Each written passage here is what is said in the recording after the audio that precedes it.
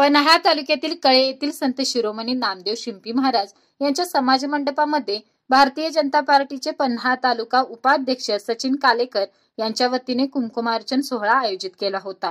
या कार्यक्रमाला कोल्हापूर येथील श्वेता कुलकर्णी यांनी पठण करत कुंकुमार्चन बद्दलचे आध्यात्मिक महत्त्व पटवून दिले। या कार्यक्रमाला भारतीय जनता पार्टी महिला आघाडीच्या मेघाराणी जाधव तसेच सचिव रेखा पाटील, अर्चना मंदार परितकर यांच्यासह महिलांनी उपस्थिती लावली होती।